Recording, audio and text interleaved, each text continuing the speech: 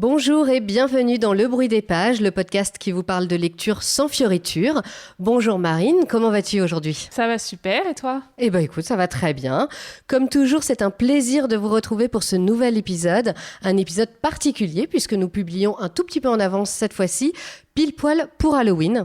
Alors Marine, tu as ton chapeau pointu, ton balai et ton chat presque noir à tes côtés. Bien sûr, parce que évidemment, quand on évoque Halloween, on pense tout de suite aux sorcières. Alors c'était l'occasion rêvée, on ne pouvait pas passer à côté et on vous a donc préparé un épisode spécial Halloween dans lequel on va évoquer les sorcières dans la littérature. Et les références aux sorcières dans la littérature sont innombrables et c'est vrai qu'on a eu du mal à choisir de quel livre vous parler aujourd'hui, mais on vous a finalement fait une sélection qui vous plaira, j'espère. Et dans ce 8e numéro du Bruit des Pages, on parlera donc de Sorcière, la puissance invaincue des femmes de Mona Chollet, de Moi, Tituba sorcière de Marie Scondé, de The Familiars de Stacey Holz et enfin de Sacrée sorcière de Roald Dahl et Pénélope Bagieux.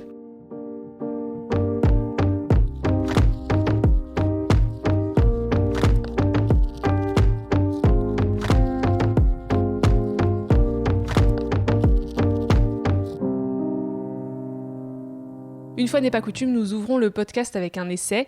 On n'en lit pas souvent, mais là, impossible de ne pas évoquer Sorcière, la puissance invaincue des femmes de Mona Chollet, paru aux éditions Zone. Mona Chollet analyse en 3 parties les préjugés et le sexisme qui entourent l'image de la sorcière et surtout comment cette représentation a amené la société patriarcale à justifier l'inégalité entre hommes et femmes.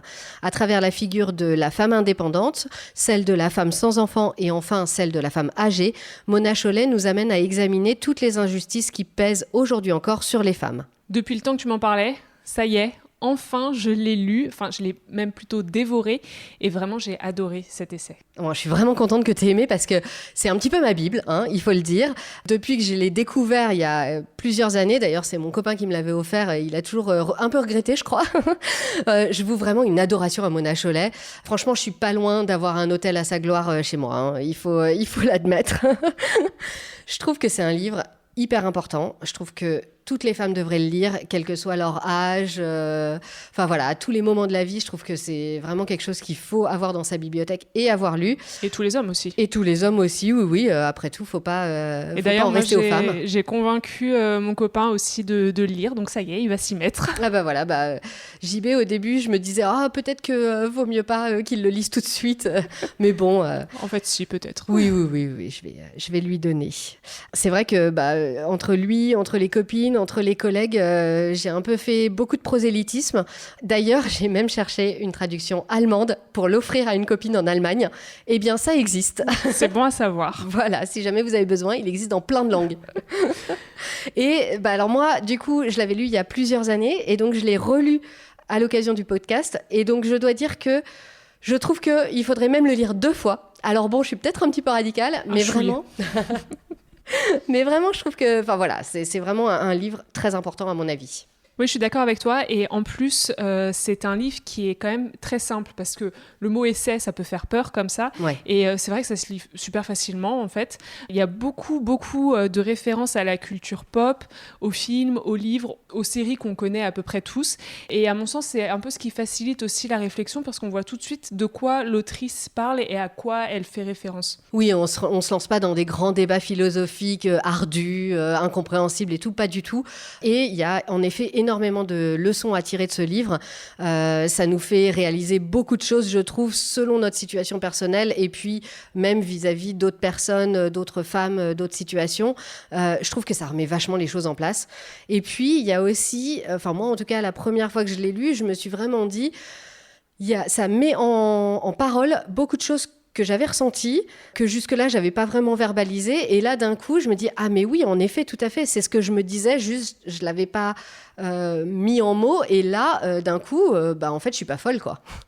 Et puis, je trouve que dans chaque partie, donc sur la femme célibataire, sur la femme sans enfant, sur la femme âgée, il y a vraiment des leçons à tirer dans chaque partie de l'essai. Moi, clairement, j'aurais bien aimé lire ce livre quand j'étais la célibataire à chat. Je pense que ça m'aurait un peu simplifié la vie. Et ça permet de mettre en place une vraie réflexion, même si évidemment, on ne peut pas toujours vivre à 100% selon les principes prônés par Mona Chollet. au moins il y a une vraie prise de conscience et on essaye de s'en rapprocher et c'est déjà ça. Franchement, moi, c'est vrai que là, du coup, j'en suis à ma deuxième lecture. Je l'ai lu au moment où je passais un cap. J'avais mon anniversaire, une petite dizaine de plus. Ça fait un petit peu mal. Et ouais, ça faisait un petit peu mal. Et en fait, je l'ai lu et je me suis dit, mais pourquoi je m'embête ? En fait, ça m'a fait vraiment du bien de le lire. Ça m'a fait remettre les choses en place et aussi me calmer un peu sur mes peurs par rapport à l'âge et tout ça. Donc voilà, je pense que ça peut beaucoup aider. Oui, je suis d'accord avec toi. Et puis c'est vrai qu'en le lisant, on analyse beaucoup mieux maintenant les situations et comme tu dis, on met des mots dessus. Et typiquement, moi j'ai un exemple très concret, c'est que je l'ai terminé juste avant la sortie du film Eiffel. Et pile au moment de sa sortie, je me suis dit, voilà, c'est exactement ça dont parlait Mona Chollet à un moment dans le livre, parce que vous avez certainement vu toute cette polémique, mais il y a une différence d'âge de 25 ans quand même entre Romain Duris et Emma Mackey, qui sont les deux personnages principaux. Donc évidemment, à la base, c'est inspiré d'une histoire d'amour entre Gustave Eiffel et son amour de jeunesse, mais à la base, il y avait quand même 12 ans d'écart seulement, entre guillemets. Donc là, on passe à 25. Et le lendemain, j'ai vu tous ces articles et la polémique qui a commencé à gonfler, etc. Et il faut le dire, c'est grâce à des féministes comme Mona Chollet qui pointent les choses et qui les analysent et qui nous disent, en gros, arrêtez de nous embobiner. Oui, c'est vrai que c'est grâce à elle que du coup, on peut aussi dénoncer ce genre de situation et se dire, et commencer au moins à se dire peut-être qu'il y a un problème et peut-être qu'on peut faire autrement. Exactement. Et c'est aussi ce que j'ai beaucoup aimé, ce sont toutes les références qu'elle note en bas de page, etc. Sa réflexion est nourrie de beaucoup de chercheurs, de féministes, et c'est très très instructif. Oui, ou alors c'est un problème. Moi, franchement, avec le problème, donc, comme je disais avec Sorcière, c'est que ça n'en finit pas. Parce que moi, franchement, je me suis fait une liste longue comme le bras, juste avec tous les essais, tous les romans, toutes les références qu'elle a, et toutes ces notes de bas de page qui n'en finissent pas. Et que, moi, j'ai envie de tout lire, franchement. C'est l'influenceuse numéro 1, en fait. Elle nous fait gonfler notre pile à lire comme pas possible. Non, mais c'est ça. Je sais pas comment on va s'en sortir. On est mal, on est très très mal. Voilà. On est très très mal. Après, c'est vrai qu'il y a certaines parties avec lesquelles j'étais pas totalement d'accord, notamment celle sur la maternité. Et c'est vrai qu'en lisant certains passages, on a l'impression que l'autrice se dit, finalement, la seule solution pour garder son indépendance, c'est de ne pas avoir d'enfants. Alors, certes, c'est vrai que dans la société actuelle, on a envie de dire c'est un peu la seule solution si on veut entièrement garder cette indépendance, etc.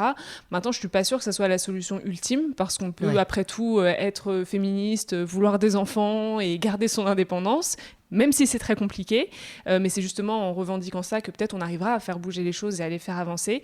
Mais après, c'est vrai que c'est une question qui divise, même au sein des féministes. Donc, c'est intéressant de l'aborder. En tout cas, c'est vrai que c'est bien aussi de se poser la question. Ça mérite de nous faire réfléchir à tout ce qui peut nous influencer. Ça nous interroge.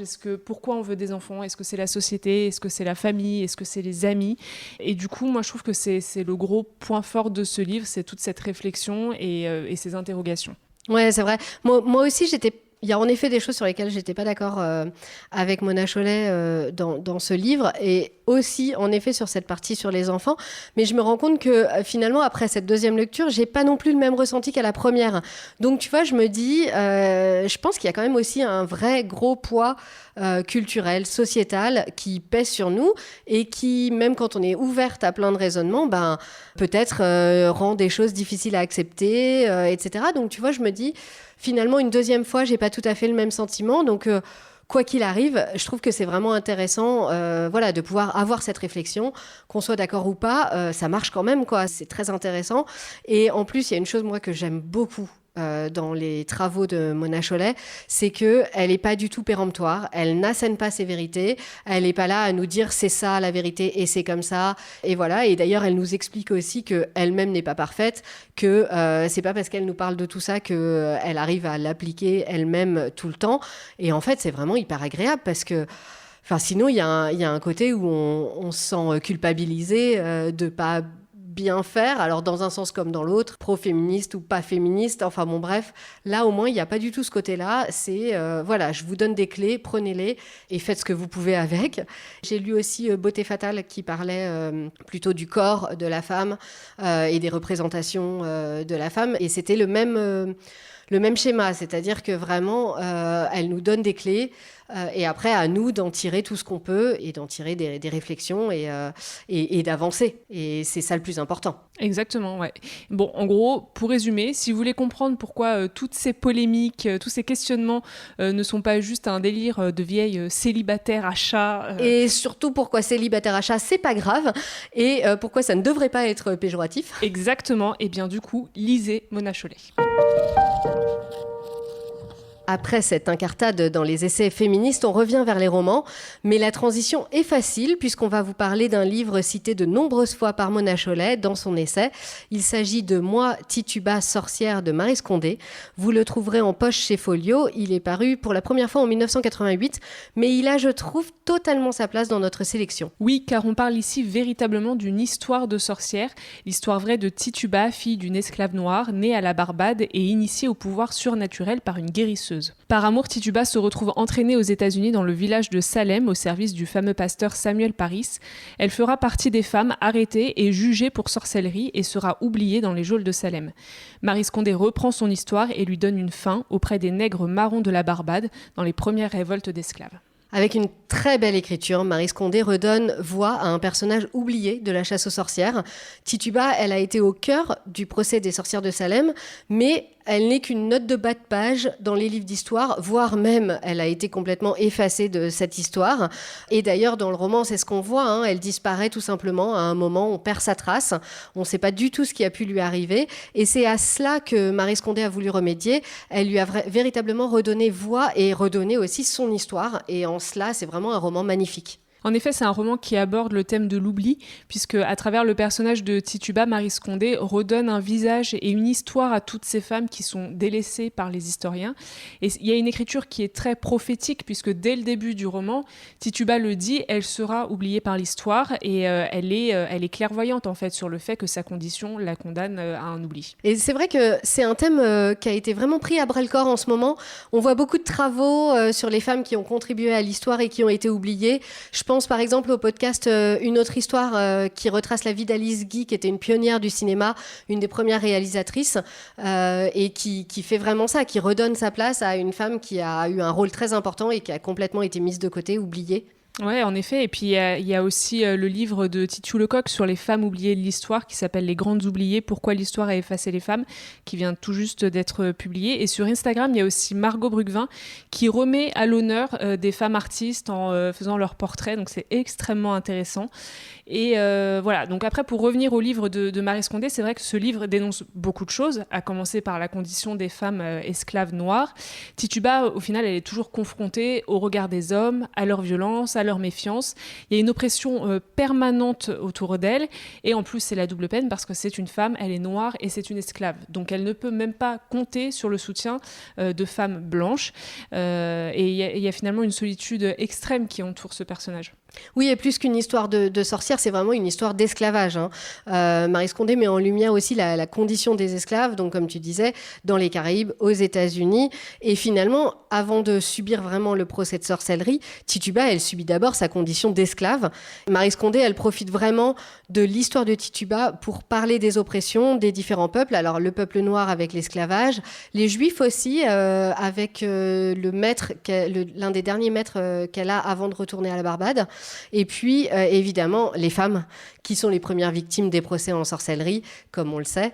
Et malgré tout, Maryse Condé nous présente une femme avec beaucoup de courage et avec aussi beaucoup de compassion. Elle est guérisseuse avant tout et elle refuse d'utiliser ce don de sorcellerie pour se venger. Oui, et d'ailleurs, ce roman m'a beaucoup fait penser à une BD dont l'histoire est totalement différente, qui s'appelle Le Château des Animaux de Xavier d'Horizon et Félix Delep. Et en fait, dans ces deux œuvres, on parle de la vengeance et de la revanche. Finalement, la question, c'est comment se révolter sans tomber dans le cercle infernal de la violence et comment on dépasse cette envie de vengeance qui, philosophiquement, nous rabaisse en tant qu'être humain. Et en fait, c'est cette question que Tituba se pose en permanence et elle refuse de ressembler à ses bourreaux, d'employer les mêmes techniques. Et voilà, et j'ai trouvé que du coup, le roman de Maryse Condé, est, grâce à ça aussi, est d'une puissance vraiment incroyable. Il a une portée qui est très très philosophique, l'écriture est fluide, poétique, et c'est vraiment très prenant en fait. Ouais, c'est un très beau portrait de femme au destin tragique qui mêle avec brio réalité et fiction. Passons maintenant à une lecture un peu plus légère avec le roman The Familiars de Stacey Hawles aux éditions Zaf Publishing. On l'a toutes les deux acheté en VO avant sa traduction en français sous le titre Les sorcières de Pendle chez Michel Lafon. Alors je ne sais pas trop ce que tu en penses, mais moi je ne suis pas fan de ce titre français. Je trouve qu'il en dit trop, il est trop évident et en même temps il oublie un aspect quand même assez important du roman. Oui, au moins The Familiars est plus mystérieux et aussi plus subtil. Alors l'histoire commence en 1612 en Angleterre sur la colline de Pendle. À tout juste 17 ans, Fleetwood Shuttleworth est enceinte pour la 4e fois. Mariée au châtelain du comté, elle peine à lui donner un héritier et ses grossesses se terminent toutes en fausse couche.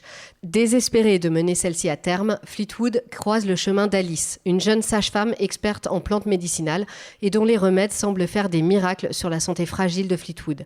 Les deux jeunes femmes se lient d'amitié et malgré la méfiance de son mari, Fleetwood accorde toute sa confiance à Alice. Dans le même temps, une véritable chasse aux sorcières débute dans la région et Alice ne tarde pas à faire partie des femmes accusées d'obscurantisme.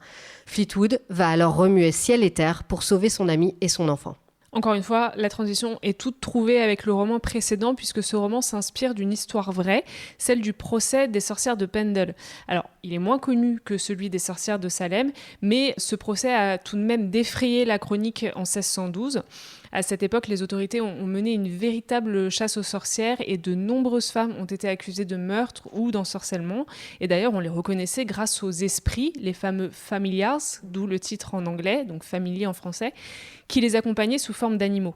Et à travers l'histoire de Fleetwood et d'Alice, Stacey Hawles imagine un peu la petite histoire dans la grande et nous raconte comment mythes et superstitions ont justifié le jugement de ces femmes. Ouais, c'est un roman qui a beaucoup moins de prétention, il faut le dire, que les 2 premiers livres dont on vous a parlé. Mais bon, un petit peu de légèreté, ça est bien aussi. Et ça n'empêche pas que c'est une très bonne histoire. J'ai passé, moi, un très bon moment à le lire. Je me suis tout de suite attachée aux personnages. Encore une fois, une partie des personnages ont véritablement existé, notamment Alice, qui a été la seule acquittée du procès. Et finalement, le fond historique est vraiment très intéressant. Et puis évidemment, il y a un côté condition féminine à cette époque qui forcément nous intéresse beaucoup aussi, et notamment sur la précarité des femmes, qui est très souvent liée à la capacité ou non d'avoir des enfants, ce qui est le cas pour Fleetwood. En fait, tout au long du roman, elle vit dans la crainte de se faire répudier et remplacer par une femme qui, elle, pourra donner des enfants à son mari. Et ça pèse vraiment sur Fleetwood. Et évidemment, comme toujours, les femmes sont à la merci des hommes. Alors, dans le cas de Fleetwood, du mari qui pourrait les répudier. Dans le cas d'Alice, d'un magistrat qui a une ambition démesurée et qui se dit que s'il trouve quelques sorcières à faire brûler ou à pendre, il aura sûrement une promotion. Bon, du coup, vous l'aurez compris, encore une fois, c'est un livre qui est très féministe. On est un petit peu obsédé. Légèrement. Donc, c'est vrai que ça aborde vraiment de nombreux aspects de la condition féminine au XVIIe siècle.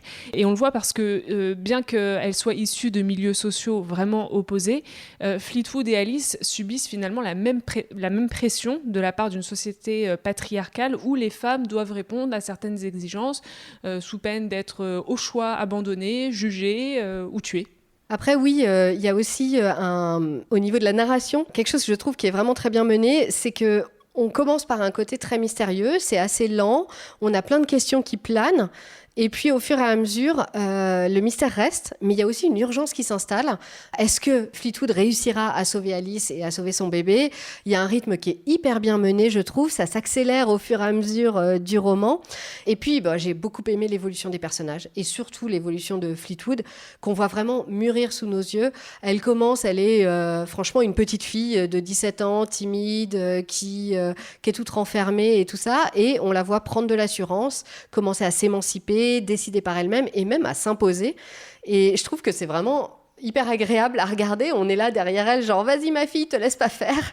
Mais c'est vrai que Stacey Hawles, moi je l'aime beaucoup pour ça. J'ai lu un de ses derniers romans de Foundling et elle maîtrise extrêmement bien ce suspense, l'évolution des personnages. Donc c'est vrai qu'on est plongé dans l'histoire, quoi. Il y a quelque chose on a envie de savoir ce qui va arriver ensuite. Donc c'est vraiment un roman qui est très très chouette, résolument gothique, donc parfait pour la période d'Halloween. Mais bon, c'est vrai qu'au-delà de l'aspect fantastique, The Familiars, c'est avant tout un roman féministe, très bien documenté, une magnifique histoire d'amitié même avant d'être une histoire de sorcière. Pour finir, comme d'habitude, on vous a sélectionné une BD et sur le thème des sorcières, on avait l'embarras du choix, mais on a finalement décidé de vous parler de Sacrée sorcière de Roald Dahl, adaptée par Pénélope Bagieux. La BD est parue chez Gallimard BD. Les vraies sorcières sont habillées de façon ordinaire et ressemblent à n'importe qui. Mais elles ne sont pas ordinaires. Elles passent leur temps à dresser les plans les plus démoniaques et elles détestent les enfants. La grandissime sorcière compte bien les faire tous disparaître. Seul un garçon et son extravagante grand-mère semblent capables de l'en empêcher. Bizarrement, j'ai jamais été Roald Dahl dans mon enfance. Je pense que absolument tout le monde autour de moi l'a lu. Moi, j'en ai lu aucun. Il faut l'avouer. J'ai vu Mathilda, je crois, le film, il y a très très très longtemps, mais c'est tout. Du coup, c'est vrai que j'étais pas hyper chaude quand tu m'as proposé de faire cette BD. Moi, j'avais un peu envie de parler du comics Chilling Adventures of Sabrina, qui parle de, vous vous souvenez, la Teenage Witch Sabrina, qui est très sombre et gothique, et j'avais bien aimé. Mais bon, tu m'as dit que c'était Pénélope Bagieux, et j'aime quand même beaucoup son travail. J'ai notamment lu Culottée, que j'ai trouvé super. Alors, je me suis laissée convaincre, et franchement, j'ai pas regretté. C'était tardif, mais c'était une très belle découverte. L'histoire est vraiment extra, hein. C'est très drôle, il y a un rythme fou, il y a beaucoup de malice. Et bien sûr, Pénélope Bagieux transcrit ça en BD de façon parfaite. Elle est juste, elle est fantaisiste à souhait, enfin tout ce qu'on veut, quoi. Moi, c'est vrai que contrairement à toi, les histoires de Roald Dahl, elles ont bercé mon enfance. Alors, je les ai pas tous lus, mais j'ai lu les plus connus et j'avais adoré Sacrée sorcière. Je l'ai pas relu depuis et c'est pour ça que la BD de Pénélope Bagieux m'a beaucoup plu. C'est super drôle et surtout, la grand-mère, elle est géniale. C'est le genre de mamie qu'on aimerait tous avoir. Elle fume le cigare, elle a des lunettes en cul de bouteille, des cheveux violets, elle a des tenues qui sont ultra bariolées. Pour moi, vraiment, c'est l'héroïne de cette histoire. Ouais, moi aussi, je l'adore, la grand-mère. Clairement, c'est mon personnage préféré. Bah ouais, et d'ailleurs, je crois que Pénélope Bagieux s'est inspirée de sa propre grand-mère et d'ailleurs, elle lui rend hommage au début de la BD. Ouais, elle a l'air vraiment cool, sa grand-mère, ouais, Pénélope Bagieux. Ouais, c'est vrai que même sans l'avoir lu, forcément, on ne peut pas passer à côté de Roald Dahl. Et pour moi, j'avais vraiment associé Roald Dahl aux illustrations de Quentin Blake, qui sont dans tous les romans en folio jeunesse et autres de notre enfance. Forcément, l'interprétation de Pénélope Bagieux est très différente de Quentin Blake. Mais je trouve que c'est vraiment très réussi, même je crois que je préfère. J'adore vraiment ces dessins, je trouve qu'ils sont hyper bien adaptés à l'histoire, ils fonctionnent parfaitement avec l'histoire en fait. Ouais, je suis d'accord. Et puis en plus, elle a ajouté un aspect, attention, très féministe, et elle fait d'ailleurs un petit rappel historique sur les chasses aux sorcières qui visaient les vieilles femmes seules qui guérissent leur rhume avec des herbes. Donc voilà, petit clin d'œil au début de la BD que j'ai bien aimé. Et elle ajoute aussi un personnage féminin, puisque pour ceux qui ont lu le roman, Bruno Jenkins, l'ami du héros, est remplacé ici par une petite fille. Et d'ailleurs, Sacrée sorcière a été beaucoup adapté en film notamment, et le dernier a été réalisé par Robert Zemeckis. Et il est sorti il n'y a pas longtemps d'ailleurs. Ouais, c'est ça, il y a 2 ans peut-être, ou 1 an. Non, même pas, il y a quelques mois je crois. Peut-être, oui, c'est vrai, je perds un peu la notion du temps. Ouais. Mais là, en tout cas, ils avaient aussi ajouté un personnage féminin, tout en gardant celui de Bruno. Et le duo d'enfants s'était transformé en trio. Alors, c'est vrai que du coup, ça crée encore un déséquilibre, mais il y avait un petit effort, contrairement à l'adaptation de Nicolas Reg, où on retrouvait les mêmes personnages par rapport au roman. Moi, je les ai pas encore vus, ces adaptations. C'est vrai que le film de Zemeckis, je suis sûre que je peux le trouver. J'ai un petit peu de retard, je dois dire. J'ai pas mal de choses à rattraper là sur Roald Dahl, mais je vais essayer de les voir parce que les personnages ont l'air vraiment, vraiment cool, comme dans la BD, hein, vraiment, c'est aussi pour ça et pour ces aventures qu'on a envie de suivre. C'est un peu un retour en enfance aussi. Exactement, c'est ça. Ouais. Moi, c'est ce que j'ai beaucoup aimé avec cette BD, c'est justement, oui, ça me rappelait le roman et je me suis marrée, quoi, vraiment en le lisant. Je rigolais toute seule. Les petites souris, elles sont trop mignonnes. Enfin voilà, vraiment, c'est vraiment une BD très très chouette. Oui, on peut pas s'empêcher de sourire, même de rire en lisant cette adaptation de Sacrée sorcière. Et en plus, elle a l'avantage d'apporter une petite touche de modernité non négligeable. Tout à fait. Voilà une sélection loin d'être exhaustive de romans, BD et essais spécial sorcières et Halloween. On avait vraiment plein d'autres livres dont on aurait pu vous parler, notamment dans les romans pour les plus jeunes. Marine, par exemple, tu avais noté Magic Charlie d'Audrey Alouette paru chez Gallimard Jeunesse. Oui, pour le coup, c'est un roman jeunesse que j'ai beaucoup aimé. On y retrouve un peu les mêmes schémas que dans Harry Potter. L'histoire d'un ado qui découvre qu'il fait partie d'un monde de magiciens, de magiciers même, comme Audrey Alouette les appelle. Et c'est vraiment très bien imaginé. Il y a beaucoup d'humour, il y a une intrigue qui est très prenante et des personnages ultra attachants. Surtout celui de la serpillière ensorcelée. Oui, tout à fait, vous avez bien entendu. Donc voilà. Vous, t'es fan de la serpillière ensorcelée. Mais je l'adore, vraiment. Mais lisez le roman, vous allez voir, elle est trop bien, cette petite serpillière. Donc voilà, moi je vous le conseille si vous êtes fan de cet univers ou si vous cherchez un roman fantastique à offrir à un ado. Et c'est en plusieurs volumes? C'est en plusieurs volumes. Là, les 2 premiers sont sortis. Alors moi, de mon côté, j'avais aussi envie de vous parler de Journal d'une sorcière et Vie de sorcière de Célia Rhys, qui sont parus il y a très longtemps. C'est des romans que j'avais beaucoup aimés à l'époque et d'ailleurs lus de nombreuses fois. Journal d'une sorcière se situe au XVIIe siècle et nous raconte l'histoire de Mary, dont la grand-mère guérisseuse est exécutée pour sorcellerie en Angleterre. Pour échapper au même sort, Mary fuit vers l'Amérique avec des puritains et elle raconte sa nouvelle vie et ses péripéties dans son journal intime. C'est un roman qui allie tout ce que j'aime. Le côté historique avec la chasse aux sorcières, avec la découverte du Nouveau Monde, avec les premiers colons, et puis un personnage principal attachant et fort, et évidemment une histoire très prenante. On a vraiment envie de savoir comment va se passer cette nouvelle vie dans cette Amérique naissante. Et puis sans rien trop vous dévoiler, sachez que la suite, donc Vie de sorcière, s'intéresse à elle aux natifs américains. Donc voilà, je vous conseille vraiment les 2 romans. C'est vraiment des très bons romans young adult. Et puis en livre illustré, on a aussi lu Grimoire d'une sorcière de Sébastien Pérez et Benjamin Lacombe. Alors moi, il faut que vous sachiez, je suis une très très grande fan de Benjamin Lacombe. Donc là, c'est un peu l'épisode fangirl pour moi. Il y a entre les sorcières, Harry Potter, Benjamin Lacombe, moi c'est bon, je suis refaite. J'ai réussi à caser toutes mes passions en 30 minutes. Mais c'est vrai que c'est un livre super. Ouais, c'est vraiment un très beau livre, avec des illustrations magnifiques. Moi, je dirais que c'est plutôt quand même destiné aux enfants et en même temps, ça fonctionne pour tout le monde. C'est, je trouve, une très bonne introduction à des personnages de femmes connus ou moins connus et puis aussi pas forcément vus selon le point de vue habituel. C'est-à-dire que, par exemple, on a l'histoire de la sorcière de Blanche-Neige qui est vraiment racontée par l'autre point de vue, le sien notamment. On nous explique comment elle est devenue la sorcière de Blanche-Neige.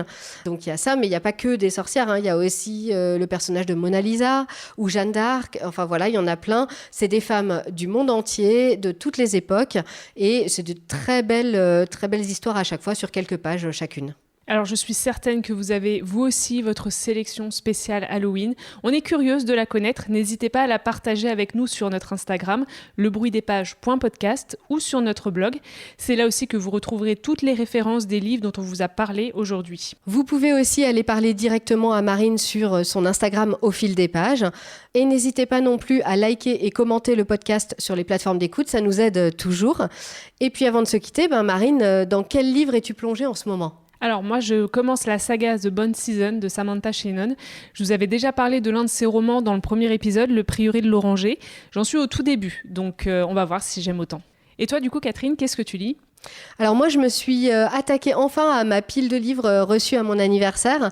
Et du coup, j'ai commencé par la version BD du Bal des Folles, inspirée du roman de Victoria Mass et adaptée par Vero Caso et Ariane Melon. C'est un roman d'ailleurs dont on vous a déjà parlé dans le podcast. Et j'ai commencé par ça parce que j'ai vu il n'y a pas longtemps le film qui a été réalisé par Mélanie Laurent. D'ailleurs, toi et moi, on n'a pas du tout eu le même avis sur le film. Ouais, c'est vrai qu'on n'était pas d'accord. Bon, et du coup, voilà, je voulais boucler la boucle avec la BD et peut-être qu'on aura l'occasion d'en reparler plus tard. Carrément, ça pourrait être l'occasion. Ouais. Voilà, le bruit des pages, c'est fini pour aujourd'hui. N'oubliez pas de mettre votre plus beau costume de sorcière pour Halloween. On se retrouve dans un mois pour un nouvel épisode et d'ici là, rendez-vous à la prochaine page.